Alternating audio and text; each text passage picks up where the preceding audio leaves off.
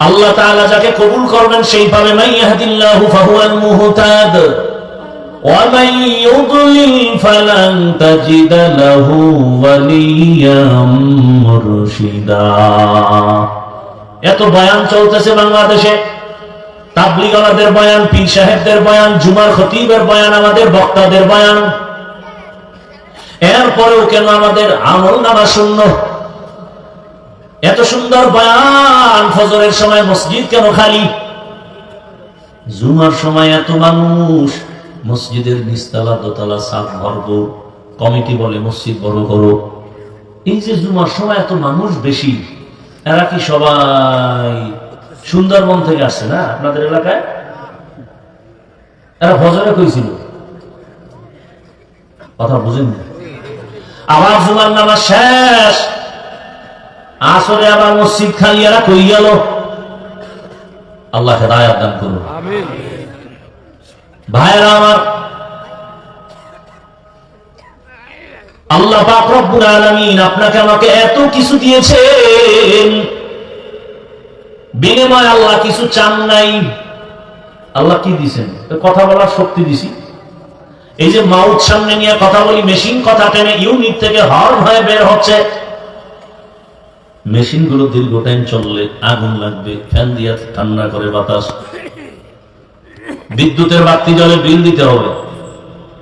কিন্তু দুনিয়াতে আসিয়া যে জিহ্বা নামের মেশিন নাড়ায় নাড়ায় কত হাজার কোটি কথা সাপ্লাই হলো। গাল ব্যথা করে, ঠোঁট ব্যথা করে, মাথা ব্যথা করে, জিহ্বা কখনো ব্যথা করে না। এই মেশিন কে বানাইছেন? এই মেশিনের তেল, পেট্রোল, অকটেন কে দেন? একবার যদি চিন্তা করতে রে মানুষ, কোনদিন আমার আল্লাহর বিরোধিতা করতে পারত না। আল্লাহর ভয় আপনার আমার অন্তরে নাই, এ কারণে আমরা গুনাহ করি।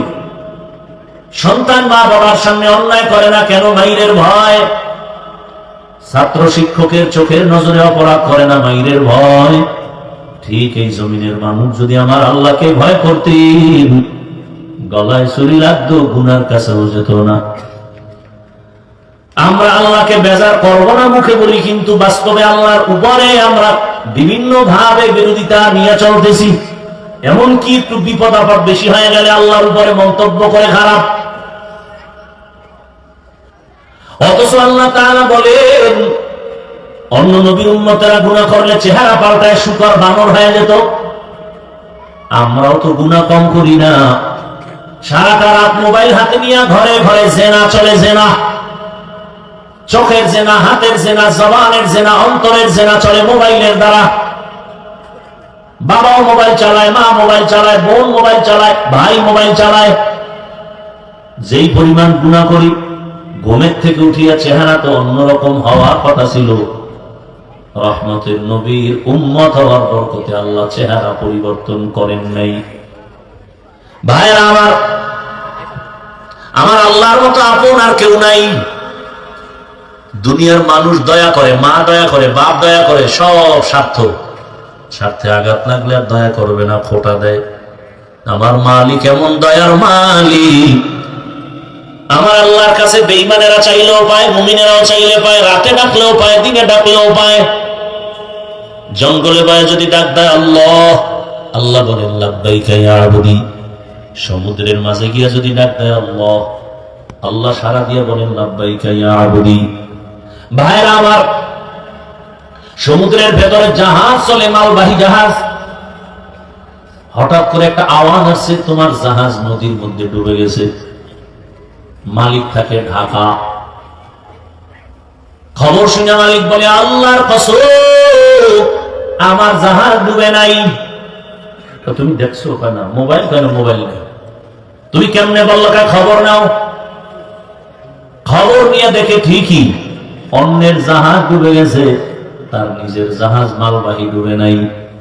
জিজ্ঞাসা করা হলো, ভাই তোমার জাহাজ ডুবে নাই সত্যি পেয়েছি, তবে তুমি কসম খাইলা কোন শক্তির বলে? বলে রহমতের নবীর আদর্শ, আমার আল্লাহর হুকুম, মালের যারা যাকাত দিবে তাদের মাল কখনো ধ্বংস হবে না। যারা মালের যাকাত ঠিক মতো দিবে তাদের মাল ধ্বংস হবে না। এজন্য মালের যাকাত ইসলামী অর্থনীতির একটা মূল পয়েন্ট। যাকাত আর এই জাকাত খাবে গরিবেরা, গরিবেরা জাকাত পাবে, অভাব দূর হয়ে যাবে। চোর চুরি করবে, ও অভাবে একদল চুরি করে আর একদল স্বভাবে চুরি করে। আমাদের দেশে অভাবের চোরের তুলনায় স্বভাবের চোর বেশি। অভাবের চোর যারা অভাবে চুরি করে এরা সব। আচ্ছা, এই প্যান্ডেলে আসার পরে কয়টা বিড়ি টানছেন? কেন এখানে কেউ ঘোষণা দিচ্ছে যে টানলি মারুন? হ্যাঁ, একটা বিড়িও টানলেন না যে মিনিটে মিনিটে বিড়ি টানেন। কুয়াশার ভিতরে কিচ্ছু দেখা যায় না, আগুন দেখা যায়। কি দুনিয়াতে যদি কোনো ফাও আকাম থাকে যে আকামের কোনো লাভ নাই, এই আকামের নাম বিড়ি টানা। কেউ আকাম করে, মদ পান করে, এই মদ পান করে কিছু লাভ আছে, শরীরের মধ্যে একটা শক্তি এনার্জি আসে। কিন্তু একটা ফাও আকাম হলো কি, এই বিড়ি টানলে কি চেহারা সুন্দর হবে। যারা বিড়ি টানে এদের ঠোঁট গুলো গোলাপের মতো লাভ হয়, কি কালো, ওদের কলিজা আরো কালো। আল্লাহ হেদায়েত দান করুন। একটা লোক যদি কেউ বলতে পারেন বুঝায় যে হ্যাঁ বিড়ি টানলেও শরীরের লাভ আছে, কোন আমি ওটা নেব। আচ্ছা, এই যে পরিবেশে আপনারা বিড়ি টানলেন না, কেউ নিষেধও করলো না, কেন টানলেন না? এই পরিবেশ এই বিড়ি টানার পরিবেশ না। বড় কঠিন কথা। এখানে র‍্যাব কি বলছে মারুন? ইসলাম এটা পারে, আর কেউ পারে না। ইসলাম আসলে পুরা দেশ যখন এই পরিবেশ শুরু হবে, তখন পরিবেশ বাধ্য করবে যে না, এই পরিবেশে বিড়ি টানা যাবে না। কাউকে আঘাত করা লাগবে না। এই যারা মসজিদে যায় নামাজ পড়তে, অনেকের দাড়ি নেই, এরকম কেউ যায় না কি? ইমাম সাহেবের অভাব। হ্যাঁ, আপনারা ভয় পান কেন ইসলামকে? যে ইসলাম আসলে এই বিপদ সেই বিপদ। আপনাদের এই ভয়গুলো কে দেখায়? দাবি করেন মুসলমান, ইসলাম মানতে বাধা কেন? আচ্ছা, আপনাদের চোখের সামনে গোপন না নগদ আমরা যারা আল্লাহকে মেনে, রসুল মেনে চলার চেষ্টা করি, টুপি দাড়ি নামাজ হালাল সবকিছু আল্লাহর মহব্বতে করি, কই আমরা কি অসম্মানে আছি বলেন? মহামারী করোনা আপনাদের আঙ্গুল দিয়ে দেখায় গেছে, আপনারা ভুলে গেছেন। মহামারী করোনা গোটা দুনিয়াটাকে স্তব্ধ করে ফেললো। স্কুল কলেজ সব বন্ধ হয়ে গেল, চাকরি বন্ধ, ফ্যাক্টরি বন্ধ, দোকান বন্ধ, সব বন্ধ ছিল, কিন্তু একটা কোরআনের মার্কাজ মাদ্রাসা বন্ধ হয় নাই। ভুলে গেছেন? বাবার করোনা, ছেলে দুইটা শিক্ষিত কুলাঙ্গার, বাবার কাছে যায় না মরার ভয়। এক পর্যায়ে বাবা করোনায় মরেই গেল। এলাকার লোকেরে বলে টাকা দিলাম, লাশটা রাস্তায় ফেলে দাও। এরা মাস্ক লাগায় বসে আছে, দরওয়াজা জানালা লক করে দিল। বাবার লাশটা ফেলে দেওয়া হলো, জানাজা হলো না, কুকুর খেলো, সন্তানেরা আর খবর নিল না। ইতিহাস মানুষকে ক্ষমা করে না, ভালো করে মনে রাখবেন।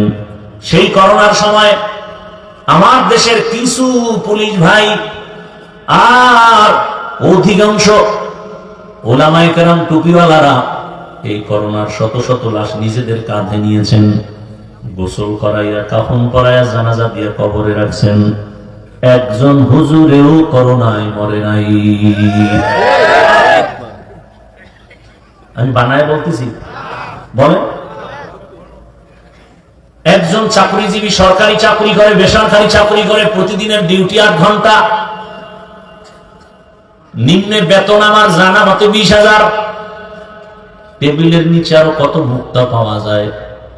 ওই মুক্তা বলি যদি ধরা যায়, রাতারাতি আঙ্গুল ফুলে কলা গাছ। 8 ঘন্টা ডিউটি, 20,000 নিম্নে, বেশি তো আরো আছে। এরপরে ডানে বামে হারাম শুয়ারের তো অভাব নাই। বলেন তো, আপনাদের এই এলাকার মধ্যে মসজিদের ইমামরা আছে, এগো ডিউটি কয় ঘন্টা? কি জানা থাকলে বলেন। 24 ঘন্টা ডিউটি, বেতন দেন কত? 50,000। এক জায়গায় গিয়া শুনলাম ইমামের বেতন 1,500, খতিব যিনি জুমা পড়ায় তার 2,500। মাসে মাসে দেওনি? কয় না, 13 মাস বাকি। সভাপতি কত দেয়? বলে 100। সেক্রেটারি আরো ধনী, সে কত? বলে 50। কেন? সে তো আরো বেশি দিবে। বলে না, সভাপতির থেকে বেশি দিলে বেয়াদবি হবে।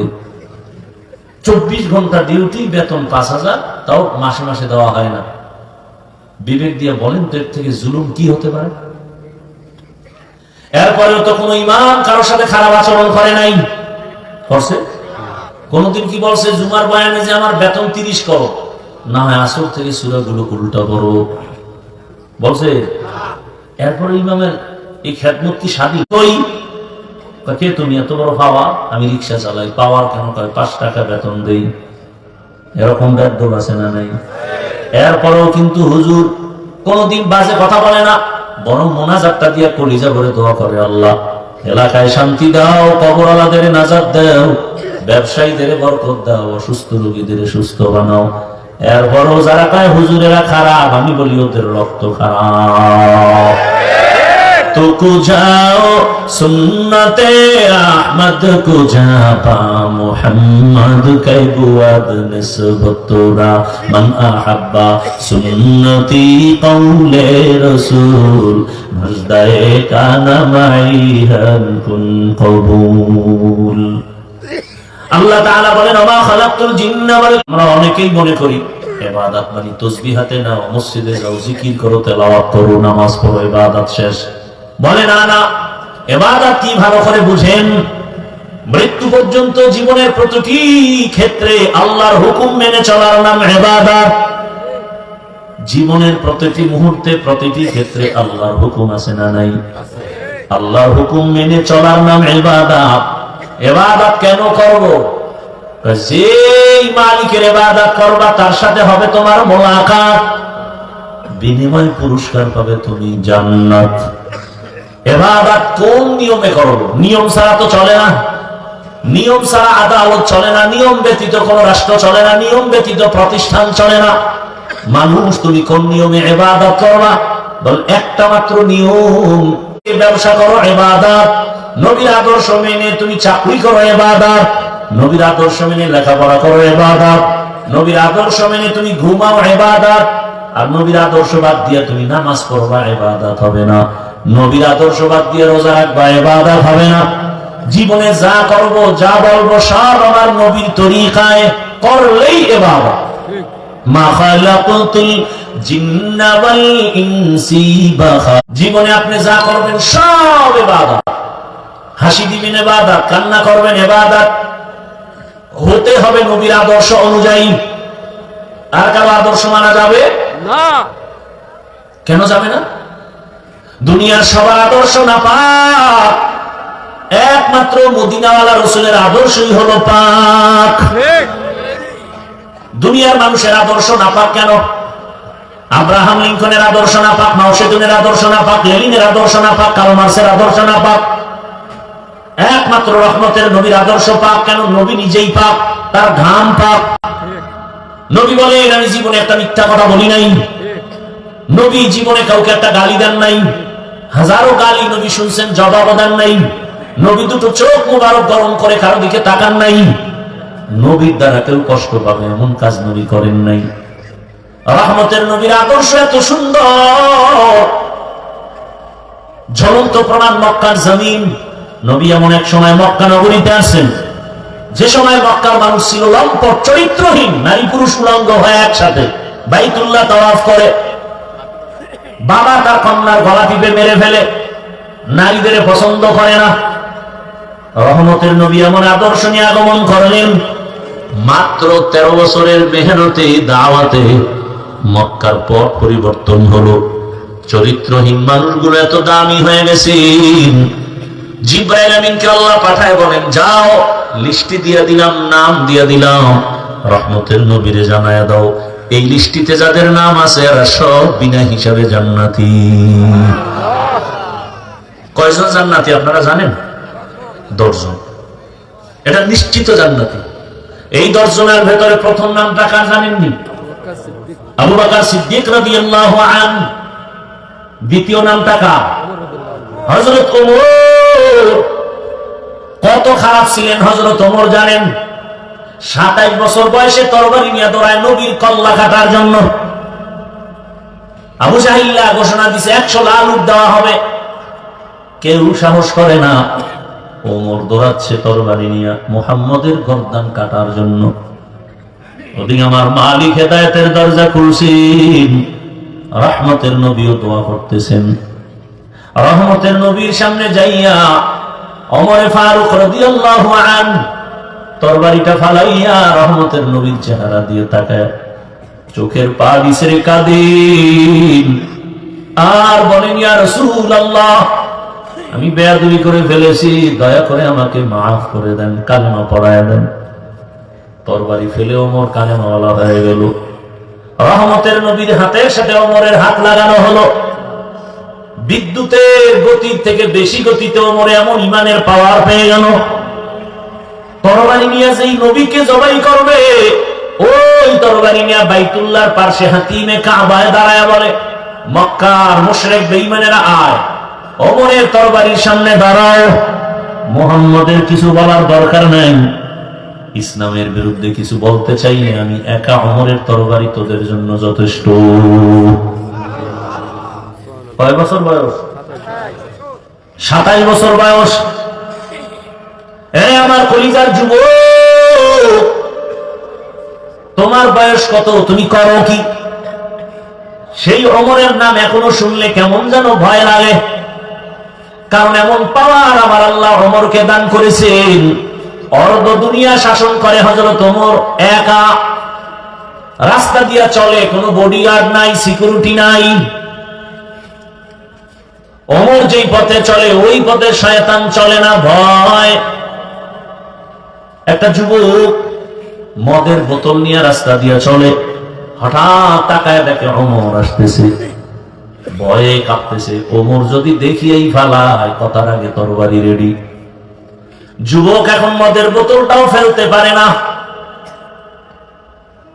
মনে মনে মালিকের ডাকে, হে মালিক, দয়া করে তুমি আমাকে ওমরের হাত থেকে বাঁচাও, জীবনে মদের বোতল হাতে নিব না। ওমর কাছে এসে কয়, এই যুবক, হাতের বোতলটা আমার হাতে দে। যুবক দেয় না, ভয়। এই ভয় পাও কেন? দে। যুবক ভয়ে ভয়ে যখন বোতল দিল, খলিফাতুল মুসলিমিন ওমর বোতলটা হাতে নিয়ে দেখে বোতলে এক ফোঁটা মদও নাই, পুরা বোতলটাই সাদা দুধে ভরা। সুবহানাল্লাহ। ভাইরা আমার, যেই ওমর আমার নবীকে জবাই করার জন্য দাঁড়ায় গেল, সেই ওমরের কি হালাত! দিনের বেলা আদালতে বসে বিচার করে, রাতের বেলা এলাকায় ঘুরে ঘুরে দেখে মানুষের কি খবর। এক এলাকায় গিয়া দেখে ওমর একটা বাগানের ভেতরে একটা বাতি জ্বলে, ছোট ঝুপড়ি। ওমর চুপচাপ একটু দূরত্ব বজায় রেখে দাঁড়ায়, শুনে ঘরের মধ্যে মহিলাদের আওয়াজ। মেয়ে ডাক দিয়া কয়, মা, আর মেয়ের কণ্ঠ, আর কেউ না। মা ডেকে বলে, এই মেয়ে, বাজারে দুধ বিক্রি করতে নেও, পানি বেশি মিশাইয়া নিবি। ওমর বাড়ির পাশে দূরে বৈশা শুনতেছে। মেয়ে ডাক দিয়া কয়, মা, ওমর যদি টের পায় কল্লা ফালাবে। ওমর কই? কি ঘুমাইতেছেন আপনারা? আরে খাওন আছে তো, এত টেনশন কেন? আজকে কিছু না পান তো খাওন না তো ভাই। অন্য জায়গায় দোয়া করি, আল্লাহ কিছু না পাই, হেদায়েত যেন পাই। তো এখানে অনেক মানুষ বসে আছে যে, আমি হাফিজুর রহমান রাত্র 2টায় এলো থাকতো, যদি খাওনদার একটা প্যাকেট দিয়ে বাইন্দা রাখতে পারে। বাঙালি তো খাওন পাইলে সব মা। আল্লাহ হেদায়েত দান করুন। মেয়ে বলে, ওমর যদি টের পায় কল্লা ফেলে দিবে। মা কয়, এই ওমর দেখবে কি করে? এইবার মেয়ে কয়, মা, ওমর যদিও দেখবেন না, তবে ওমরের আল্লাহ দেখবেন। হযরত ওমর এই কথাগুলো শুনে চলে গেছে। পরের দিন আদালতে লোক ডেকে পাঠানো, যাও ওই এলাকার বাড়ির মেয়ে আর মাকে ডেকে আনো আদালতে। বৃদ্ধা মা যখনই শুনছে খলিফাতুল মুসলিমিন ওমর ডাকছে, ভয় কান্না শুরু। ওমর ডাকছে মানে আজ আমার ভয় নেই।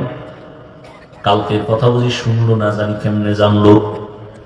মেয়ে আর মা খলিফাতুল মুসলিমিন ওমর ফারুক রাদিয়াল্লাহু আনহু আদালতে গেছেন। খলিফাতুল মুসলিমিন ওমর বলে, মা, কোনো ভয় নাই, এটা জুলুমের আদালত না, ইনসাফের আদালত।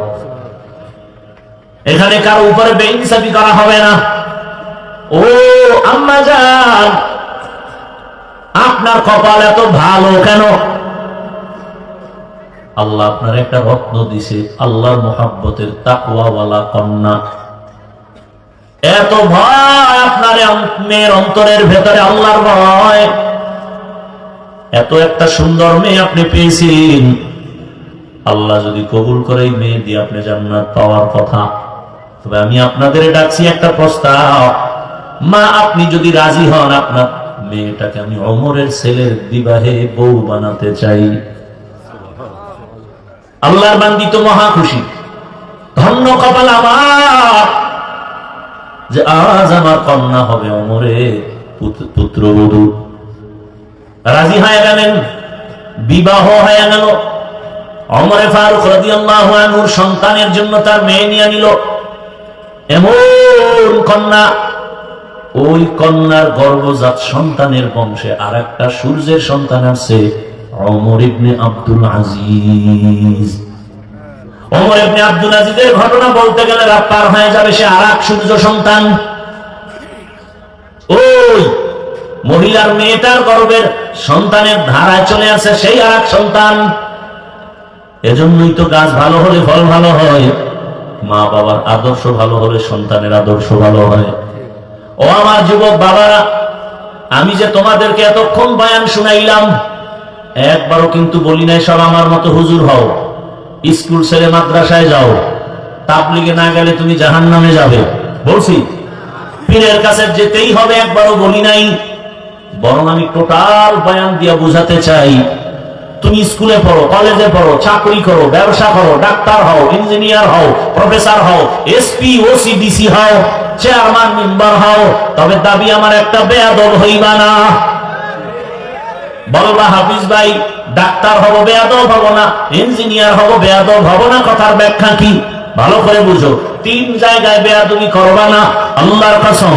যদি বেয়াদবি করো আর তারা নিঃশ্বাস ফেলে মরার আগে পঙ্গু হয়ে যাবি। 1 নাম্বার জায়গা মা বাবা। মা বাবা যদি তোর কষ্ট আচরণে কষ্ট পেয়ে নিঃশ্বাস ফেলে, তোর ধ্বংস শুরু। দ্বিতীয় জায়গা শিক্ষক।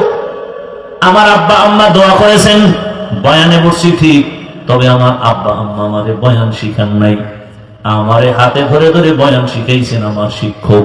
করা ঠিক না? অতএব এই শিক্ষকের সাথে বেয়াদবি করা যাবে না। যদি বেয়াদবি করে আর শিক্ষক একটা নিঃশ্বাস ছাড়ে বদদোয়া দেয়, ছাত্রের জিন্দেগি বরবাদ। 3 নাম্বার জায়গা উলামায়ে কেরাম। উলামায়ে কেরামের সাথে যদি বেয়াদবি করে, নিঃশ্বাস আসে, জিন্দেগি বরবাদ। আর এই 3 জায়গার দোয়া নিয়ে যদি ডাক্তার হও, আল্লাহর কসম শুধু এই এলাকার ডাক্তার না, পুরো দেশের মধ্যে তোমার সুনাম হবে। আর যদি বেয়াদবি করে ডাক্তার হও, তাসলিমার মতো জুতার বাড়ি খেয়ে দেশ থেকে পালাতে হবে। ও আমার যুবক বাবারা, এবার একটু বাস্তবে আমি তোমাদের উদাহরণ দিয়ে চোখে দেখায় দেই, তোমরাই সাক্ষী দাও। তোমার মতো যুবক স্কুল কলেজে পড়ে, 5 ওয়াক্ত নামাজ পড়ে, তোমরাই বলো আছে না নাই? তাহলে বলো তোমার কপালে কার বদদোয়া লাগছে, তুমি পারো না কেন? তোমার মতো যুবক র্যাব, আর্মি, পুলিশ, বিডিআর এর চাকরি করে নামাজ পড়ে, বলো তুমি কেন পারো না? তোমার কপালে কার বদদোয়া লাগছে? ও যুবক, তোমার মতো কত বান্দা জেনারেল লাইনে পড়ে, জীবনে মাদ্রাসায় যায় না, আলিফ বাতাও পড়ে নাই, রাস্তায় গাড়ি চালায় নামাজ পড়ে, নদীর মধ্যে মাছ ধরে নামাজ পড়ে, কৃষি কাজ করে নামাজ পড়ে, নামাজ ছাড়ে না। বলো তুমি কেন পারবা না? কত ডাক্তার, কত ইঞ্জিনিয়ার, কত প্রফেসর, কত ওসি, ডিসিএসপি, 5 ওয়াক্ত নামাজি। সেদিন এক জায়গায় গিয়া শুনলাম, থানার পিওনো সাহেব, সে প্রত্যেক মসজিদে গিয়া ফজর পড়ে ঘুরে ঘুরে। তাহলে যে ব্যক্তি দূরে দূরে গিয়া ফজর পড়ে, সে অবশ্যই তাহাজ্জুদ পড়লে তারপরে নামে। কথা বলেন না কেন? পিওনোর অবস্থা যদি এমন হয়, এরে আল্লাহর বান্দা, আমার মনের থিমটা হলো তুমি স্কুলে থেকে আল্লাহকে আপন বানায় নাও, চাকরির ময়দানে আল্লাহকে আপন বানাও। ও পর্দার আড়ালের আম্মা জানেরা, বোনেরা, এই এলাকায় এখনো বহু মা আছে, পর্দা করে, নামাজ পড়ে, মোবাইলে সময় নষ্ট করে না, স্বামীর মাল হেফাজত করে। আরে আম্মা জানেরা, আপনারা কেন পারবেন না? অনুরোধ করে বলছি রে বাবা, অনুরোধ, এলাকার মা বোনেরা, এ দুনিয়াতে যত সন্তান ভালো বলে পরিচয় লাভ করেছে, সব ভালোর পেছনে মায়ের অবদান। মদিনাতুল মুনাওয়ারা থেকে ভারতে আসছে একজন আল্লাহর প্রিয় বান্দা খাজা মঈনুদ্দিন চিশতি আজমিরি। মানুষের দ্বারে দ্বারে ঘুরিয়া দাওয়াত দেয় আর কালেমা পড়ে, দাওয়াত দেয় কালেমা পড়ে, দাওয়াত দেন কালেমা পড়ে, পড়তে পড়তে লক্ষ লক্ষ লক্ষ লক্ষ বিধর্মী মুসলমান হয়ে গেছে। খাজা মঈনুদ্দিন চিশতি বাড়ি যাইয়া মায়ের সামনে গর্ব করে আর হাসে। মা কয়, এগুলো তোর গর্ব করার কিছু না, আমি মায়ের অবদান। খাজা মঈনুদ্দিন বলে, আম্মু কি তোমার অবদান আমাকে বলো। মা বলে, ও খাজা মঈনুদ্দিন, তুই আমার গর্বে যখন আসছো আমি এক রাত ঘুমাই নাই, সেজদায় পড়ে আল্লাহর কাছে কান্না করে দোয়া করেছি, ও আল্লাহ তুমি আমার গর্বের সন্তানটাকে তোমার ওলি হিসাবে পাঠাও। এরপরেও তুমি যখন দুনিয়াতে আসছো, আমি মা তোকে যতদিন দুগ্ধ পান করাইছি, আমি মা তোর মুখে বিনা অজুতে এক ফোঁটা দুধও দেই নাই। এরে আম্মা জানেরা, কয়জন মা বলতে পারবেন আপনি ঘরের খানাটা পাকাইতেছেন অজু সহকারে, ঘরে আপনি পাকান খানা দেন, আপনার মাথার ওড়না পড়ে না? আরে আম্মা জান, আপনাদের এত মর্যাদা ইসলাম দিয়েছে জানেন না, এই জন্য উল্টা পাল্টা মন্তব্য করেন। দুনিয়ার সব ধর্মের ভেতরে নারীর উপরে জুলুম করেছে, ইসলাম করেছে ইহসান। আরে আম্মা জান, কয়দিন আর দুনিয়াতে বাঁচবেন? সন্তানটাকে আদর্শবান ডাক্তার বানায় যান, কোরআন পড়বে, নবীর তরিকায় নামাজ পড়বে, ডাক্তারি করবে, রোগী দেখবে, মা বাবার জন্য দোয়া করবে। এখনো সময় আছে, তওবা করেন। ও যুবক বাবা, এখনো তওবা করো। মনে আশা আছে, একটু শখ লাগছে, নাচ গান দেখলে জানি কি মজা, তো সে মজা নিছো না, এখন তওবা করো। তোমার মনে আশা যাক যে সারা রাত মোবাইল চালাবা, চালাইছো, এখন তওবা করো। যদি বলো না আশা পূরণ হয় নাই, তো বলো আমাকে, আর কতদিন মোবাইল চালাইলে আশা পূরণ হবে, আর কতদিন পার্কে ঘুরতে গেলে আশা পূরণ হবে, আর কতদিন তুমি মেয়েদের নিয়ে নাচ গান করলে আশা পূরণ হবে, এবং এটাও বলো তোমার হায়াতের বাকি আছে আর কতদিন। গাড়ির নিচে যুবকের লাশ, পানির নিচে যুবকের লাশ, ঘুমের বিছানায় যুবকের লাশ। আগামীকাল তুমি ঘুমাইবা, আল্লাহ না করুন যদি মা ডাকতে আসিয়া দেখে পুরো বডি শক্ত ঠান্ডা, মা একটা চিৎকার দিয়া বলবে, তোরা কোথায় আছো, আয়। আমাকে আম্মু বলার ডাকটা বন্ধ হয়ে গেল, আমার কলিজার সন্তান দুনিয়া থেকে চলে গেল। বাবায় টেলিফোন করবে, ইমাম সাহেব আমার সন্তান দুনিয়াতে বেঁচে নাই, জানাজা না দিয়া যাবেন না। কান্না শুরু হয়ে যাবে সবার। কেউ বলবে তাড়াতাড়ি যাও বাজারে কাফন আনো, কাউকে বলবে যাও ঘরের পিছনে গরম পানি করো, মশারি টানাও, জীবনের শেষ গোসল দেওয়ার জন্য। তোমার আমার হাতের ঘড়িটা খুলে আর একজনের হাতে দিয়ে বলবে, এ ঘড়ির মালিক আমি। আরে গায়ের গেঞ্জিটা বেলেট দিয়ে কেটে রাখবি, 3টা সাদা কাপড়ের প্যাকেট পেঁচায়া দিবে। ওরে যখন জানাজা পড়াইতে নিয়ে যাবে খাটে উঠাইয়া, জানালা দিয়া মা বলবে, আমার কলিজার বাবাটারে কই না, বলে চিরবিদায় জানাজা দিয়া কবরে, বলে শেষবারে চেহারাটা দেখায় দেও, একটা নজর আমার বাবার চেহারা দেখি, আর জীবনে দেখা হবে না। ও আল্লাহর বান্দারা, কতজনে মা হারায় ফেলছো, আবার কত মা সন্তান হারায় ফেলছেন। এখানে কত আল্লাহর বান্দা মা হারা, কত আল্লাহর বান্দা বাবা হারা। ও পর্দার আড়ালের মা বোনেরা, ও যুবক বাবারা, বৃদ্ধ বাবাজি, মনে মনে আমার আল্লাহকে বলো আর তওবা করো, হে আল্লাহ, আরে জীবনে তো গুনাহ কম করি নাই, হাতের গুনাহ, চোখের গুনাহ, জবানের গুনাহ, অন্তরের গুনাহ। ও আল্লাহ, কয়দিন আর বাঁচবো জানি না, আজকে থেকে তওবা করলাম, আর নামাজ ছাড়বো না, দাড়ি কাটবো না, বেপরদায় চলবো না, মা বাবার সাথে বেয়াদবি করবো না, মা বাবার দোয়া নিয়া, শিক্ষকের দোয়া নিয়া, ওলামায়ে কেরামের দোয়া পরামর্শ নিয়ে নবীর তরিকা মেনে চলবো, আদর্শ মেনে চলবো। মনের মতো যদি তওবা করা যায় খাঁটি অন্তরে, আমার আল্লাহ জীবনের সব গুনাহগুলো মাফ করে দিবেন। ও আমার যুবক বাবারা, আল্লাহর কাছে তওবা করো, মনে মনে আমার আল্লাহকে বলো, ও আল্লাহ, আমার মতো যুবক যদি স্কুল কলেজে পড়ে, চাকরি করে, ব্যবসা করে, নামাজ পড়ে, আমি কেন পারবো না রে মালিক? আজকে থেকে আমি তওবা করলাম, আর গুনাহ করব না।